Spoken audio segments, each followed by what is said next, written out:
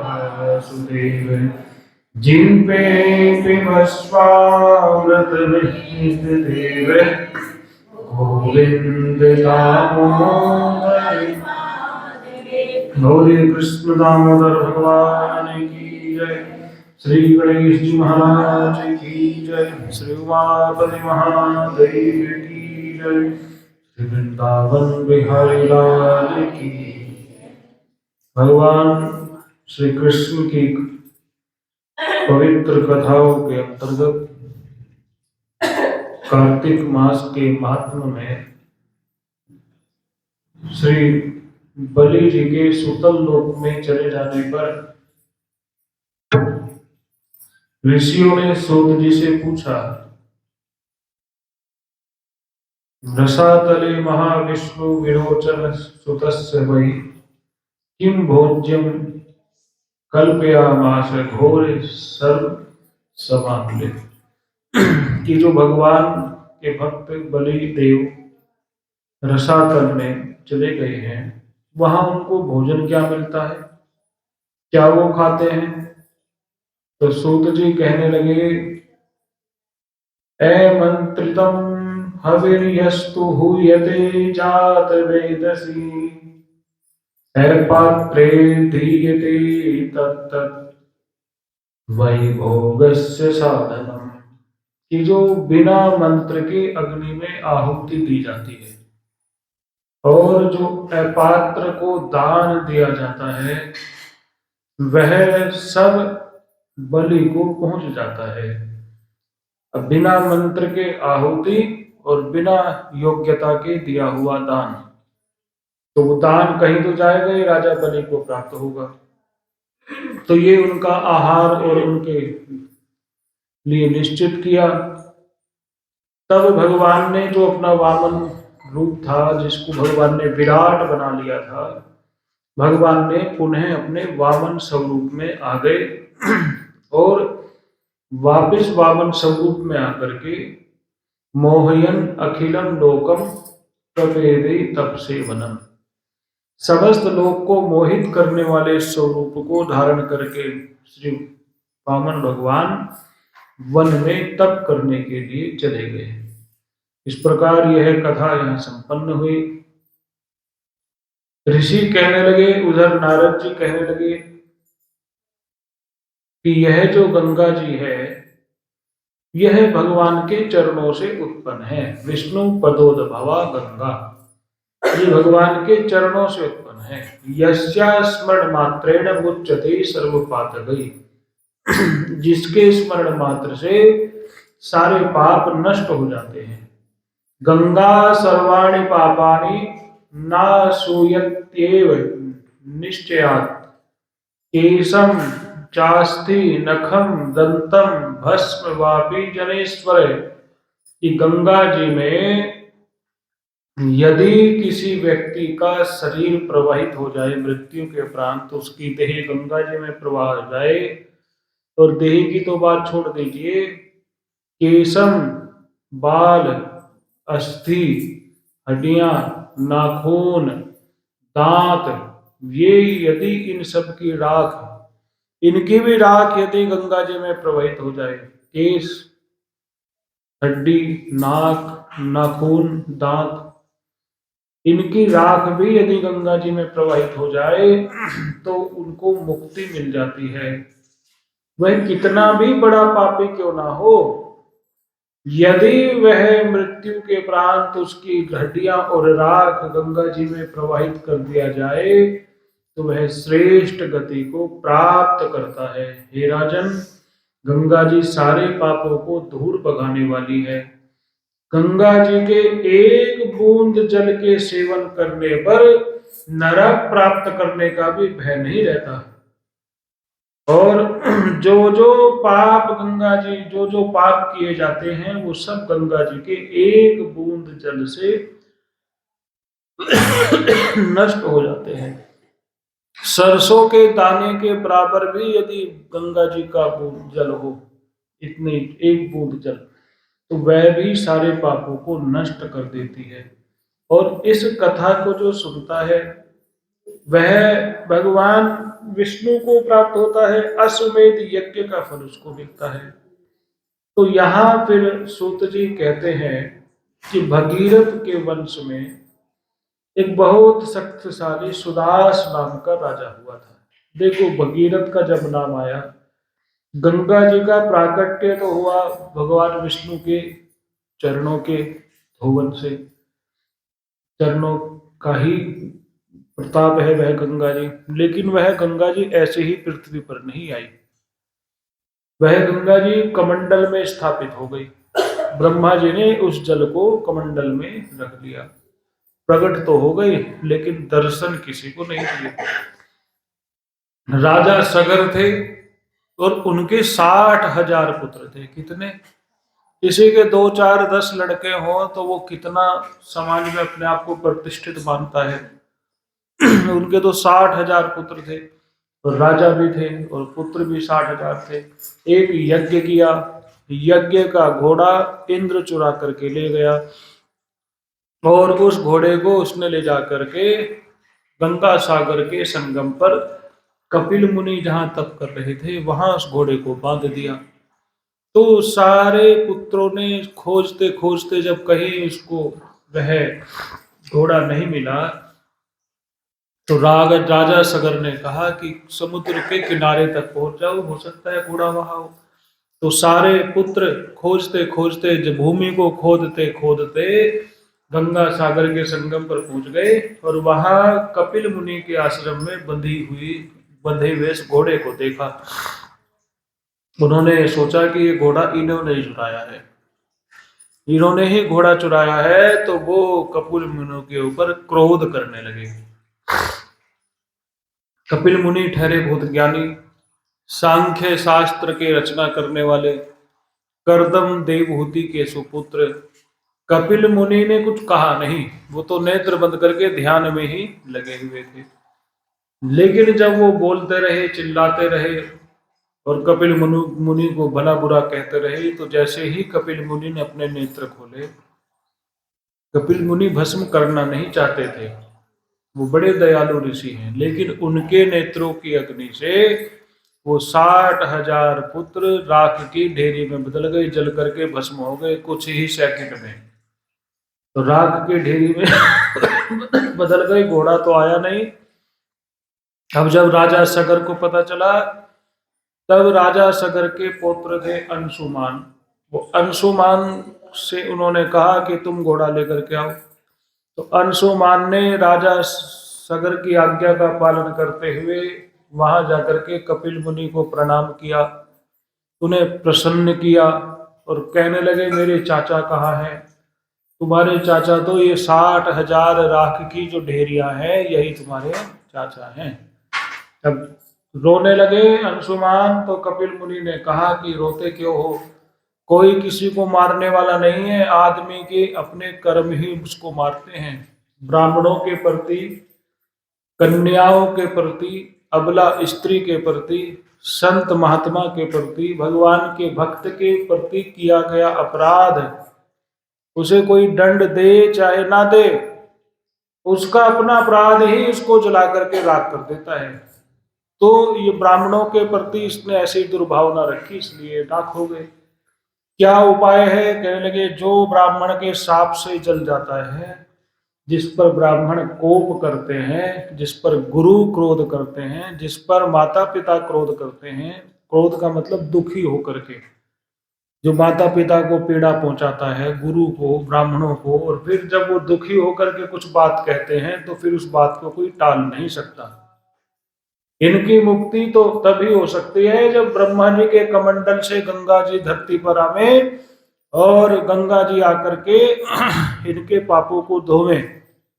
तो गंगा जी तब तक पृथ्वी पर किसी ने दर्शन नहीं किए थे। तो अंशुमान ने तब घोड़ा तो ले जाकर के दे दिया राजा को और यज्ञ पूरा हो गया। तब अंशुमान ने तपस्या की, पूरा जीवन उसका बीत गया, उसकी मृत्यु हो गई, वो मर करके भगवान के धाम को चला गया, लेकिन गंगा मैया नहीं आई।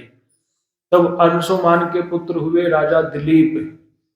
दिलीप ने तप किया और पूरा जीवन उन्होंने तप किया, उनकी भी मृत्यु हो गई। वो भी भगवान के धाम को चले गए तो भी गंगा नहीं आई। अब दिलीप के पुत्र हुए राजा भगीरथ। भगीरथ ने तप किया और इतना घोर तप किया कि गंगा मैया को प्रसन्न किया। 3 पीढ़ियों के तप का प्रभाव था वो। न केवल भगीरथ जी, न केवल दिलीप, न केवल अंशुमान, 3 पीढ़ियों के व्यक्तियों ने जब माता गंगा जी से अनुरोध किया, तब गंगा जी ने कहा पृथ्वी पर मैं आ तो जाऊं, लेकिन एक सीमित समय के लिए आऊंगी। हमेशा पृथ्वी पर रह करके मैं क्या करूंगी? एक सीमा बांध दो, उस सीमा के अनुसार मैं आकर के वापस चली जाऊंगी, लेकिन उसके बाद भी मेरी वेग को कोई सह नहीं पाएगा। जब मैं ब्रह्मलोक से भूमि पर गिरूंगी तो सीधे भूमि पर गिरने के बाद फिर भूमि पर मैं रुक नहीं पाऊंगी। भूमि को भी छेदते हुए पाताल में पहुंच जाऊंगी। तो कोई ऐसा हो जो मेरे वेग को पहले बीच में रोक ले, धारण कर सके, और फिर मुझे जटा अपने उस वेग को रोक करके फिर मुझे भूमि पर उतार दे। तो कौन ऐसा कर सकता है? ऐसा तो भगवान शिव ही कर सकते हैं, गंगा मैया ने कहा। तो फिर भगीरथ ने भगवान शिव की आराधना की, भगवान शिव को प्रसन्न किया। भगवान शिव जब प्रसन्न हो गए, वरदान मांगने के लिए कहा, तो भगवान ने कहा कि ठीक है, जैसा तुम चाहते हो वैसा ही होगा। और भगीरथ जी के अनुरोध पर भगवान ने अपनी जटाओं को खोल लिया। गंगा मैया ने सोचा मैं भगवान भगवान की जटाएं है ही कितनी, और मैं तो जब ब्रह्मा जी के कमंडल से निकलूंगी तो क्या पता शिव मेरे वेग को रोक पावेंगे या नहीं रोक पावेंगे। और जैसे ही गंगा जी आकाश से पतित हुई और भगवान शिव ने अपनी जटाएं खोली रखी थी, तो जैसे आप सिर में लोटा जल भर करके डालते हैं तो उसको नीचे उतरने में 2-3 सेकंड का समय तो लगता ही है। उसने सोचा गंगा जी ने ऐसे जाऊंगी और ऐसे आ जाऊंगी, लेकिन वो गंगा जी भगवान की जटाओं में खो गई, बाहर निकल न पाई और जटाओं में ही उलझ करके रह गई। भगवान की जटाई तो ऐसी है। अब जब उलझ करके रह गई तब गंगा जी ने कहा प्रभु अब मुझे नीचे उतारो, आपने गोद में तो उठा ही लिया, अब नीचे उतारो। तो भगवान शिव ने कहा ठीक है, और एक जटा का मुख खोल दिया, एक जटा को ढीली कर दी। उस ढीली जटा से माँ गंगा जी बाहर निकल करके आई, और आज भी वो गंगा जी शिव की जटा से ही निकलते हुए भूमि को पावन कर रही है। तब की बात है सतयुग की, आज हो गया कलयुग और अब तक गंगा जी प्रवाहित ही हो रही है। गंगा जी का जल समाप्त हुआ नहीं है। एक जहनु ऋषि थे, वो तपस्या कर रहे थे। माँ गंगा जी पीछे पीछे और राजा भगीरथ रथ पर आगे आगे। मैया ने कहा जहां चल रहे चलो मुझे लेकर के। भगीरथ जी आगे आगे रथ पर, माँ गंगा पीछे पीछे। अब जल की कितनी आवाज होती है, कहीं जाकर के देखो किसी बांध के ऊपर, बांध में से जब जल गिरता है कैसे आवाज आती है, झरना जब ऊपर से गिरता है तो कैसी आवाज आती है। तो कल कल करती हुई गंगा मैया जब प्रवाहित हो रही थी तो एक ऋषि के आश्रम से निकली। वो ऋषि के आश्रम से जब निकली तो ऋषि तपस्या कर रहे थे। ऋषि तपस्या कर रहे थे, तपस्या में विघ्न हुआ। ऋषि ने कहा अरे देवी थोड़ा शांत होकर के चलो, देखो संतों के आश्रम में जाओ, मंदिर में जाओ, ज्यादा कोलाहल नहीं करना चाहिए, मंदिर में भी ज्यादा हो हल्ला नहीं मचाना चाहिए, धीरे से आओ, अपनी पूजा करो और धीरे से चले जाओ। ये मंदिर ना तुम्हारा है, ना मंदिर मेरा है, ना मंदिर किसी का है, ये मंदिर भगवान का है। तो जैसे आप किसी नेताजी के घर में जाओ, किसी अधिकारी के घर में जाओ, किसी उच्च व्यक्ति के घर में जाओ और अपने आप को मर्यादित रखते हो, ऐसे ही भगवान के मंदिर में भी मर्यादित रखना चाहिए। गला खोल करके हंसना, हा हा करके, और फिर जोर जोर से बोलना, घर परिवार की चर्चा करना, ये आश्रमों में मंदिरों में उचित नहीं होती। पहले मंदिरों के बाहर चौतरे बने होते थे, वो चौतरे इसलिए होते थे अपनी बात खत्म हो जावे तो अंदर आके पूजा कर लो। लेकिन मंदिर के अंदर भगवान के सामने खड़े होकर के चर्चा करना, भगवान के मंदिर में आकर के केवल पूजा ही करनी चाहिए, क्योंकि भगवान ये निर्जीव नहीं है, ये सजीव हैं, सब देखते हैं। ऐसा नहीं कि आपको देख नहीं रहे, सब देख रहे हैं। तुम जानत सब अंतर्यामी, तुम तो सब जानते हो कौन किस भाव से पूजा कर रहा है, कौन किस भाव से भगवान को मना रहा है। तो शांत भाव से आओ, अपनी पूजा करो, घर जाओ। इसलिए मंदिरों में, आश्रमों में ज्यादा देर ठहरना भी नहीं चाहिए। ये हम इसलिए नहीं कहते कि हमें किसी से चिढ़ है कि वो 1.5 घंटा 2 घंटे मंदिर में पूजा करती है। अरे महिलाओं के लिए सबसे बड़ी पूजा उनका परिवार है।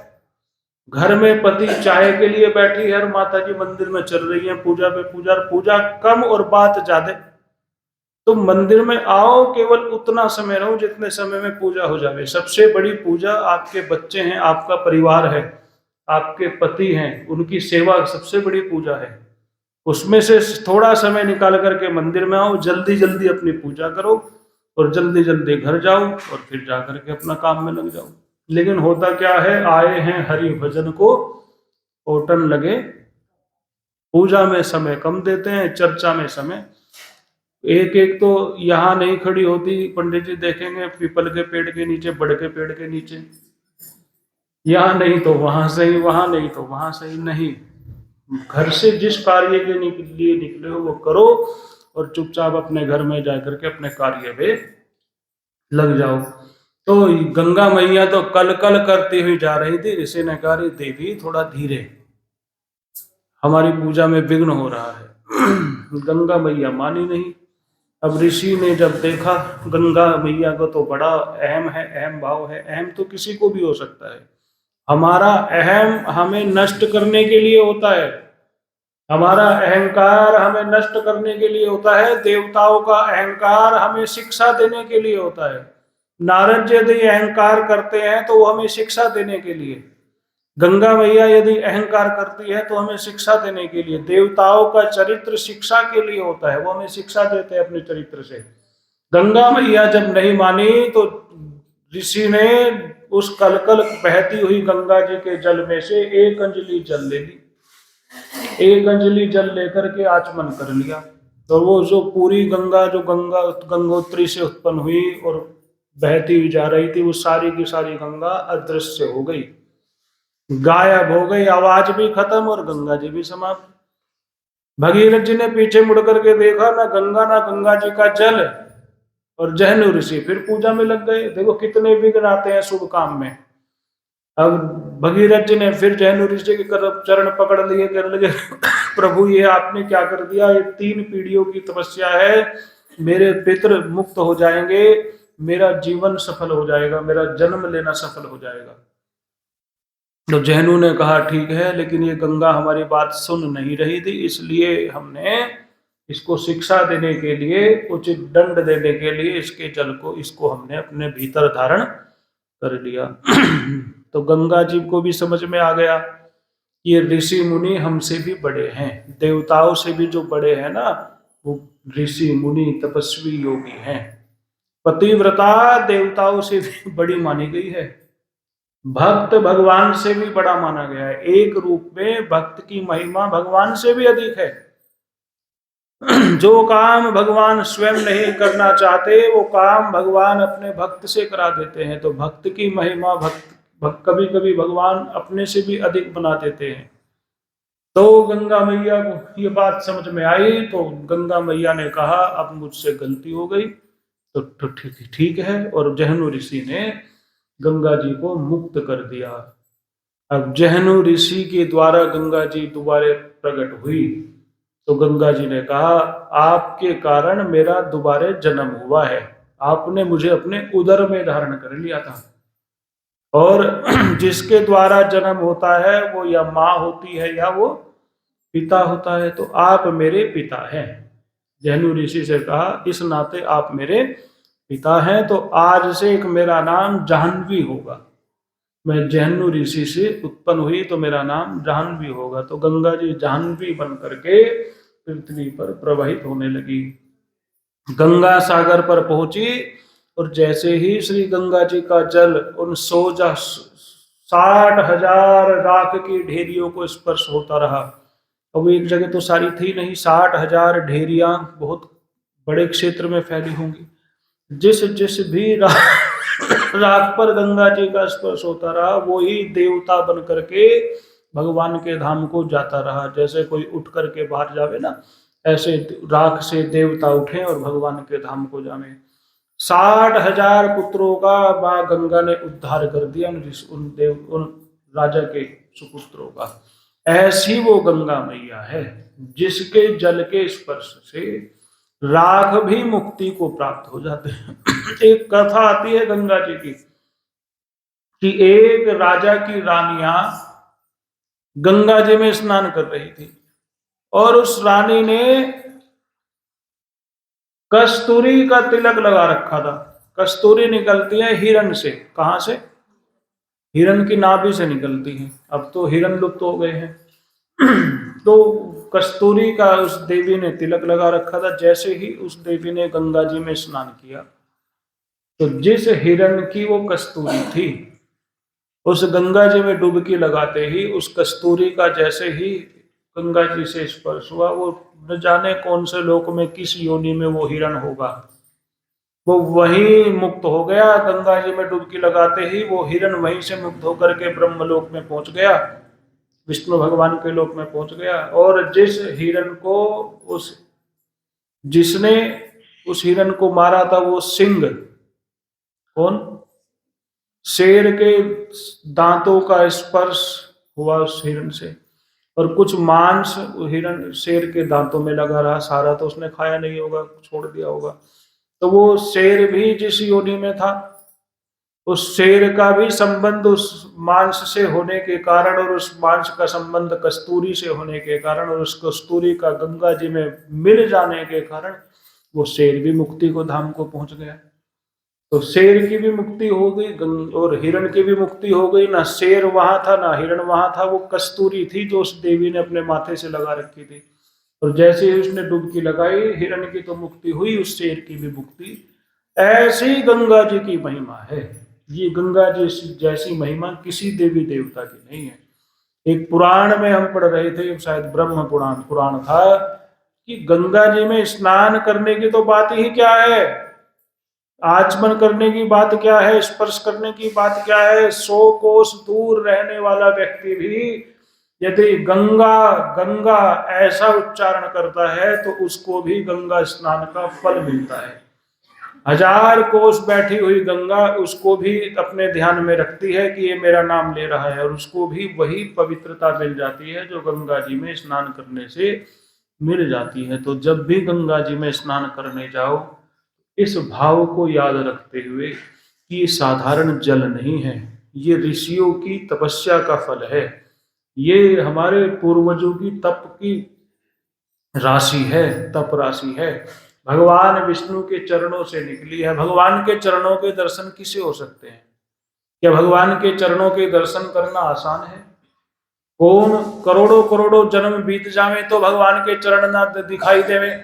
तो भगवान के चरण भले ही दिखाई ना दे, लेकिन चरणामृत सबको मिलता है। कोई श्रद्धा से जब गंगा जी का पान करता है तो चरणामृत पीने का ही फल मिलता है। बोलो गंगे महारानी की।